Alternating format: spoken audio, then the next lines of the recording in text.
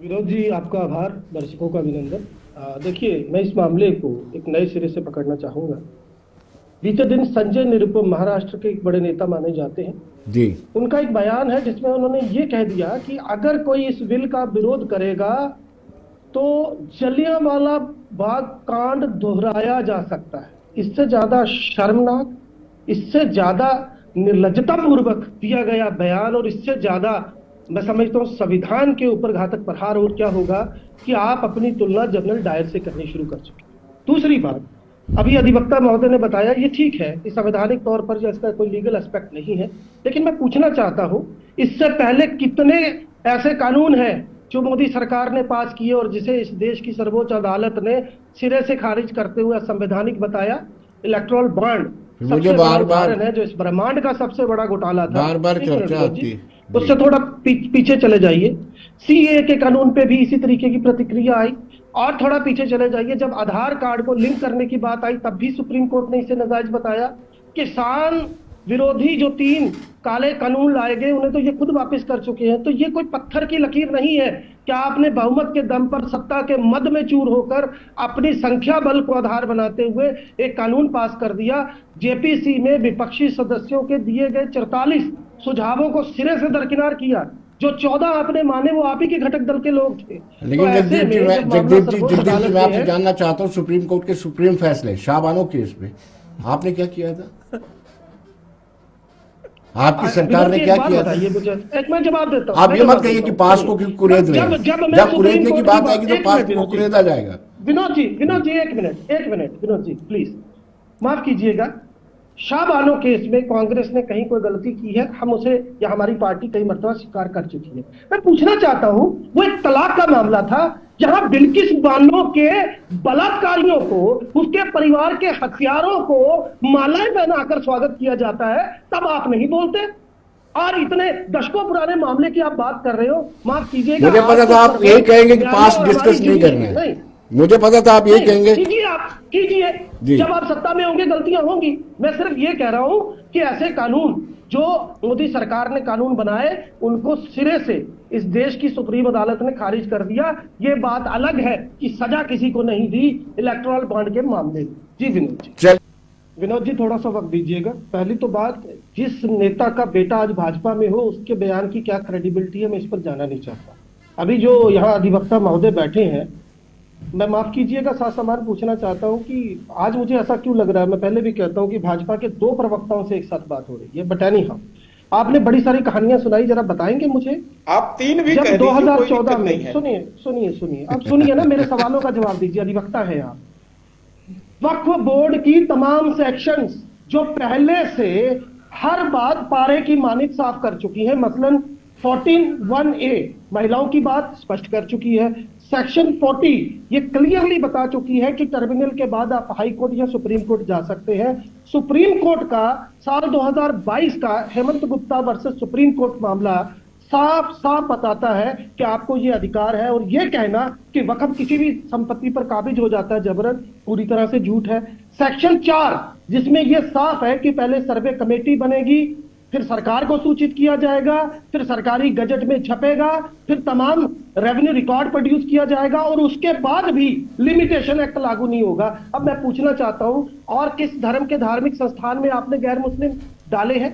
और आप मुझे यह बताइए, आपने बड़ी साफगोई से कह दिया कि जी डिप्टी कलेक्टर तो सरकार का आदमी नहीं होता, वो तो संविधान के प्रति उत्तरदायित्व उसका होता है। संभल में क्या किया इसी डिप्टी कलेक्टर ने और इस जैसे लोगों ने? आज जब इस देश की अदालतों में बैठे जज ऑन चेयर मुसलमानों को कठमुल्ला बोलेंगे, उनके घरों से करोड़ों की नकदी पकड़ी जाएगी, आपके वकील और बार एसोसिएशन कहेगी कि हम डस्टबिन नहीं है, हमें नहीं चाहिए ये लोग। और ऐसे चीफ जस्टिस जिन्होंने 4 फैसले मोदी जी के हक में दिए, उनकी सरकार में हक में दिए, 4 महीनों के बाद उनको राज्यसभा मिलती है, कोई एनएचआरसी का चेयरमैन बनता है। आज यहां हमारे देश की जुडिशरी सवालों के घेरे में है। तो माफ कीजिएगा, क्रेडिबिलिटी की बात मत कीजिए आप। और ये आपको मैं बता दूं, जो आपने यहां पर कहानी सुनाई है, ये सीधा प्राणघातक हमला है संविधान पर जो भारतीय जनता पार्टी ने किया है, क्योंकि कहीं पर कोई कानून यहां ऐसा नहीं था जो महिलाओं की बात से पीछे हटता हो या कहीं किसी और केस में मामला जो है वो किसी बड़ी अदालत में चलिए, जाने से रोकता हूँ। नबी डार तो झूठ है, सरासर झूठ है। जी इन्होंने पहले भाई और दीदी का हवाला दिया, अब ये इटली पहुंच गए। तो मैं बता दूं कि जब साल 2010 में मेरे देश के माननीय गृह मंत्री को सुप्रीम कोर्ट ने तड़ीपार कहा था, मैंने तो तड़ीपार नहीं बोला ना, मैंने फिर भी संयम रखा, स्नूप गेट में रखा, धीरेन्द्र पांड्या की मौत पे रखा, सोहराबुद्दीन और कौसर बुई की जली हुई लाशों पर रखा, तो आप इस देश के नेता प्रतिपक्ष को सम्मान के साथ बुलाएंगे? इतनी सी तहजीब आप में होनी चाहिए। अब मैं जरा अधिवक्ता साहब तो है हमारे, मैं इनको समान कुछ उत्तर देना चाहता हूं। पहली तो बात आपने कहा कि इलेक्टोरल बॉन्ड पे फैसला आया, भाई साहब बिल्कुल आया, लेकिन क्या किसी को सजा मिली? क्या हजारों करोड़ रुपया जो भाजपा ने तमाम बड़ी बड़ी कंपनियों के गले पर पैर रखकर उगाहा, उसका किसी को कोई परिणाम भुगतना पड़ा? मैं पूछना चाहता हूं, अरुण मिश्रा चेयरमैन NHRC बनते हैं, फॉर्मर जस्टिस S अब्दुल नाजिर 1 महीने के बाद गवर्नर आंध्र प्रदेश बनते हैं, और ये उस कंक्लूजन बेंच में शामिल थे अयोध्या वाले मामले में। जस्टिस P साथिविनम जो गवर्नर केरला बनते हैं। अब मैं गगोई साहब का आपको बता दूं, 4 बड़े फैसले, राफेल पर उन्होंने फैसला सुनाया, उसके बाद उन्होंने हर्बियस कॉर्प्स जो कश्मीर से जुड़ा मामला था उस पर फैसला सुनाया, इसके अलावा उन्होंने CBI का एक मामला जो प्राइवेट बैंक का था वो भी मोदी सरकार के हक में सुनाया, NRC का जो पहला बीज है वो भी उन्होंने पोषित किया। 4 महीने बाद राज्यसभा गए। कलकत्ता के एक मौजूदा जज थे जो उन्होंने पहले भाजपा के हक में बयान देने शुरू किए, फिर नौकरी छोड़ी, हफ्ते में चुनाव लड़के जीत के वो नेता बन गए। मैं पूछना चाहता हूं भाई साहब, क्या आज इस देश की जुडिशरी जो मेरा कंसर्न है, क्योंकि लोकतंत्र का एक बड़ा मजबूत स्तंभ इस देश की जुडिशियल सिस्टम को माना जाता था, क्या आज उस पर सवाल नहीं है? दूसरी बात, मैंने आपको जितनी सेक्शंस गिनाई, आप एक बात कह रहे हैं जी गूगल कर लीजिए, ठीक है, विधानसभा को हक नहीं होगा, मैं मान लेता हूं, सुप्रीम कोर्ट को तो है ना भाई। इसी सुप्रीम कोर्ट ने मोदी सरकार के इलेक्टोरल बॉन्ड को अनकॉन्स्टिट्यूशनल बताया था कि नहीं बताया था? इसके अलावा मैं आपको 5 फैसले और बता चुका हूं, जिसमें आधार कार्ड वाला फैसला शामिल है, इसके साथ साथ CAA वाला फैसला शामिल है। तो नहीं चलेगा।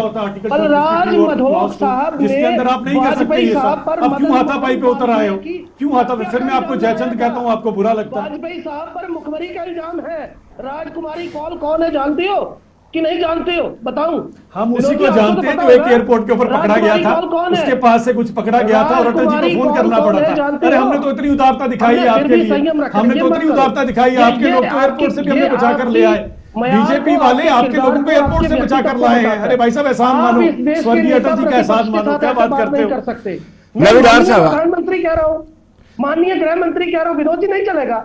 Vinod ji I am sorry to से, ये इस तरीके से बात करेंगे, जिस महिला ने सनातन धर्म के अनुसार 7 फेरे लिए, हिंदू रीति रिवाज से आपका क्या सनातन से लेना देना है? आपका सनातन से क्या लेना देना है? पहले मुझे ये बताओ भाई साहब, तुम्हारा क्या सनातन से लेना देना है? आप तो राम को काल्पनिक मानते हो, आप तो राम को काल्पनिक मानते हो। सनातन अपने मुंह से मत लीजिए, सनातन शब्द किसी कांग्रेसी को अपने मुंह से नहीं लेना चाहिए। जो कहता है कि राम काल्पनिक थे, जो कहते हैं कि राम काल्पनिक थे, ऐसे लोगों के मुंह से सनातन शब्द नहीं आना चाहिए।